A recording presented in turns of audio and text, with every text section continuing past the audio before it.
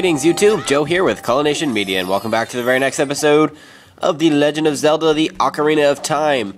This is episode number 6, and in this episode we're just going to be finishing up our exploration of Kakariko Village. We have a few more things to look into. I'm going to keep this episode pretty short because there's not that much that we have to do. And also YouTube's been giving me some issues with uploading videos, so I'm going to keep this video, or maybe the next one or two after this, also pretty short, just so as to be able to at least upload. I can't talk. Upload. The boss carpenter has a son. He's the guy who sits under the tree every night. We haven't seen him yet, but we will see him because we have to sell a mask to him later on. Hint, hint. Wink, wink. Nudge, nudge. Say no more. Say no more. Really, I won't say any more on that for now. Anywho, yeah, we can't go in any of these rooms. Well, any of these houses, the shops, all that stuff. You can't do that until you're older anyway, so I mean, you can try, but it's pretty much just a waste of time. Our main concern is the cuckoos, which we've already done, and then we also have the Skulltula house, which is this one right over here I'm going to show you, and then the graveyard, which we will be moving on to a little bit later on. Oh, look, a spider with a face. Interesting. We all look like this because of the spider's curse. Well, that sucks. If every spider of the curse in the entire world were destroyed, the curse would be broken. When you destroy a spider of the curse, a token will appear, collected as proof of your achievement. I already know how to do this. It's the gold Skulltulas. Yada, yada, yada. And, yeah, there's a bunch of these things. They're everywhere. And the more you rescue, once you get past certain thresholds, I think, what was the first one? 10? Something like that. You know, you get bigger wallets and all kinds of interesting items. And then at one point you get like 500 rupees for one of the thresholds. So it's pretty cool. You get some interesting stuff, and that's what he's referencing when he says, "We will make you very rich." The way to know if you've passed the threshold is when you're walking around here, one of these spiders is going to be turned into a human again. And then when you talk to them, they'll give you your reward. But since we are failures at life, we haven't reached one of the thresholds yet, so we just need to go cry in a corner. And I choose this corner over here. Oh, hey, a dude. I'm not going to talk to you. I'm just going to bypass the dude and head right into this person's house, because that's what I do. And I'm going to go upstairs. I'm going to jump around, do some random crap. Yes. That's why I love video games. You can just go into people's houses and just be like, yeah, what's up? I'm going to steal your rupees and run away, and you're not going to do anything. Hey, kid. Do you always enter other people's houses without permission? I was just talking about that, and yes, I do. Oh, well. Did you see a lady behind this house? She's going through hard times. Yeah, the cuckoo lady. I already helped her. Been there, done that. So shut up. Oh, well. Don't you have anything else to say? God. If that lady asked you about chickens, you should listen to her. Oh, you know what? You were of just about zero help to me. And that's why I'm leaving your house after stealing your money. Notice the heart piece in there. You can't get it right now, so don't worry about it. But we will be back to get that later on. I suppose I have nothing else to do other than go to the graveyard. I think I checked everything else out. I mean, besides the other houses that you can't go in so far. Yeah, I don't feel like talking to you. I'm just going to skip over all your text. How does it feel, man? How does it feel? Yes, we do have to use that letter that Princess Zelda gave us, but that's... I'm going to wait on that. That's what leads us up into Death Mountain. And that's technically where we're supposed to be going, but just I don't feel like it right now. So yeah. Okay, so if you try to move these gravestones, that little bastard child will yell at you and tell you not to mess with things, because he'll tell Dampe, which is the guy that runs the graveyard. He's the gravekeeper. So... yes, and we're afraid of other kids, even though we're the one with the sword. That makes a lot of sense. The crest of the royal family is on the ground there, so when you see or hear that, what do you need to do? You need to get your Ocarina and you need to play the Royal Family tune, Zelda's Lullaby. Of course, we learned that, what was it, in the last episode? I don't remember. All the episodes are just like mashing together for me. I guess that's what happens when you record as much as I do. Hint of bragging there.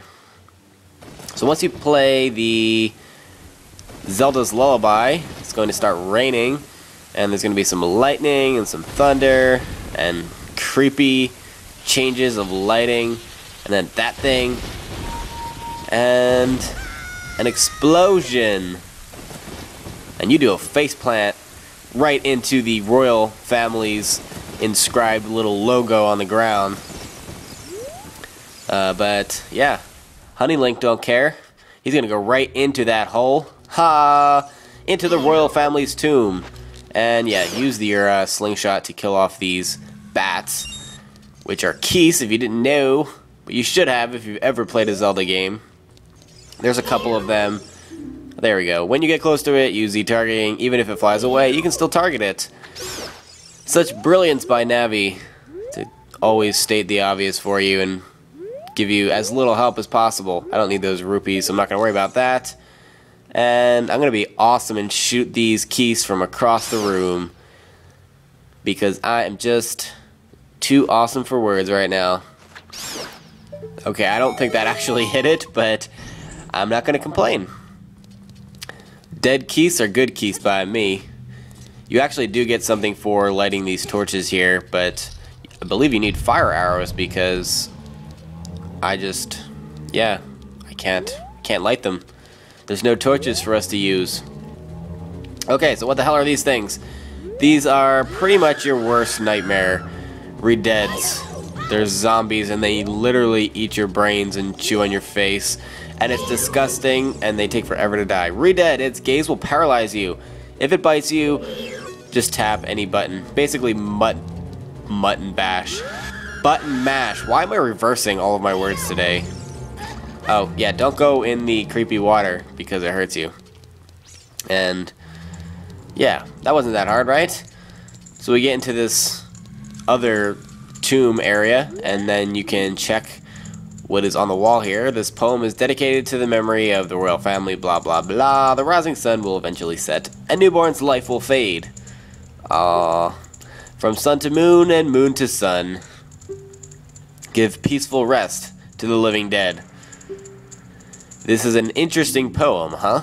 Was that part of the poem, or is that like, I never understood that. Was that like the last line of the poem, or is that like Navi being an asshole? It's the secret melody of the Composer Brothers. Yay, so we're learning the Sun Song, which is a new melody. It's the second melody that we're going to be learning in this game.